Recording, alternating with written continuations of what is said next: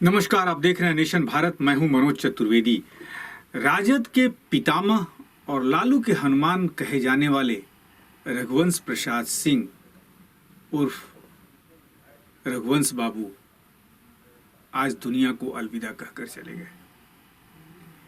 तमाम राजनीतिक प्रतिक्रियाएं भी आ रही हैं कि राजद ने उन्हें बड़ी ठेस पहुंचाई उनके सम्मान को, जिसके कारण उन्हें अंत में राजद छोड़ना पड़ा।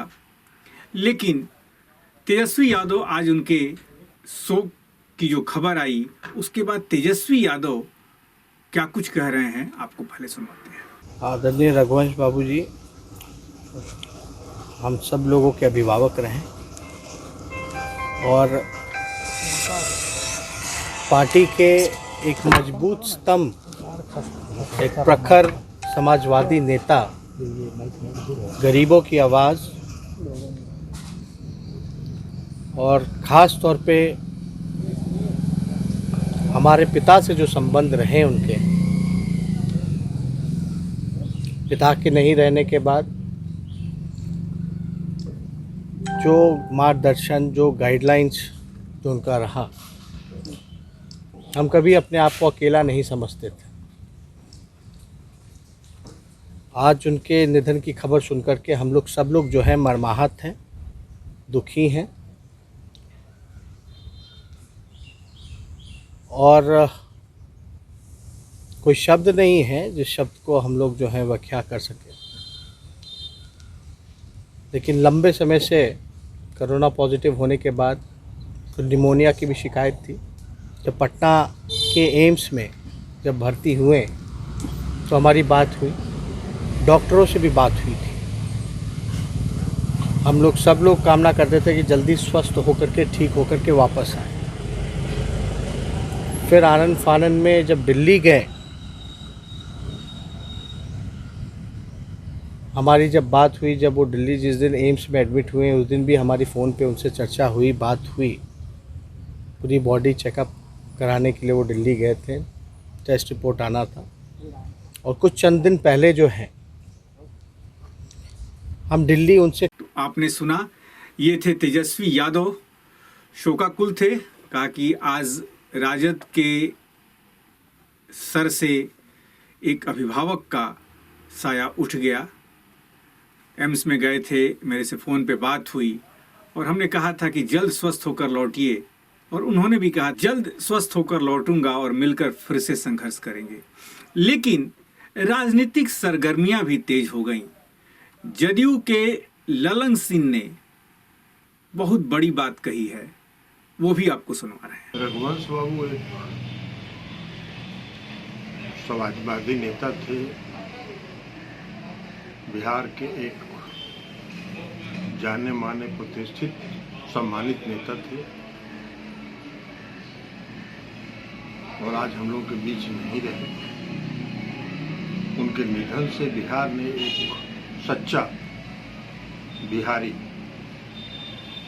जो बिहार के हित में सोचने वाले थे, खो दिया है। यह एक अपूरणीय क्षति है जो निकट भविष्य में पूर्ण नहीं होगा। लेकिन सबसे दुखद यह है कि रघुवंश बाबू के अंतिम दिनों में भी जिस पार्टी की उन्होंने 32 साल सेवा की, उस पार्टी ने भी उनको अपमानित किया उनके जीवन के अंतिम क्षण। हम सबों के लिए रघुवंश बाबू ने जो रास्ता दिखाया है, एक चरित्रवान नेता के रूप में, वह एक आदर्श के रूप में रहेगा। तो आपने सुना जदयू के ललन सिंह ने क्या राजनीतिक प्रतिक्रिया दी इस शोकाकुल माहौल में। और अब जदयू के ही नीरज कुमार मंत्री हैं, क्या कुछ कह रहे हैं आपको सुनाते हैं। रघुवंश प्रसाद सिंह जी का निधन समाजवादी आंदोलन के ऐसे पुरोधा, जिन्होंने अपने जीवन काल में धन बल और बाहुबल की राजनीति के खिलाफ अभियान चलाकर रखा, समाजवादी मूल्यों की रक्षा करने का हर संभव प्रयास किया। उनका निधन ऐसे दौर में जब लोकतंत्र विभिन्न चुनौतियों से, खास करके बाहुबल की चुनौती से जूझ रहा हो, उनका निधन आम आवाम के लिए मर्मांतक है और जो भविष्य की चुनौतियां जो नई पीढ़ी के हाथों में सौंपा है कि बाहुबल की राजनीति और धन बल की राजनीति पर वैचारिक प्रहार करता रहे।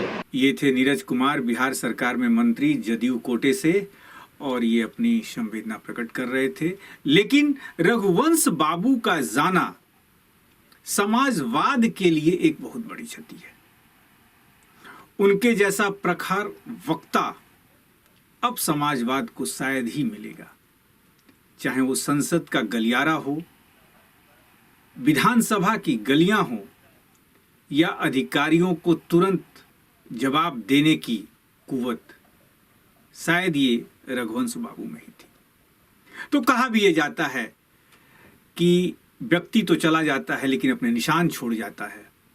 रघुवंश बाबू भी आज के युवा के लिए एक विरासत छोड़ के गए हैं, एक राजनीतिक रास्ता छोड़ के गए हैं, और यदि उनके रास्ते पर आज के युवा जो राजनीति में आना चाहते हैं, जो राजनीति में हैं, उस रास्ते पर उनको चलना चाहिए। और राजनीति में चलते हुए रघुवंश बाबू के आदर्शों को मानकर ये चलना चाहिए कि हाँ, इतने बड़े पद पर रहते हुए भी रघुवंश बाबू के अंदर कभी घमंड नहीं देखा गया।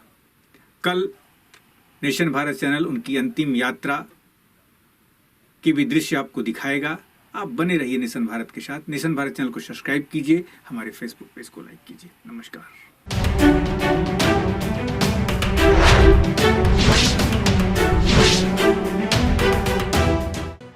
लेटेस्ट खबरों से जुड़े रहने के लिए हमारे चैनल नेशन भारत को सब्सक्राइब करें और बेल आइकन को दबाएं ताकि कोई खबर छूट न पाए।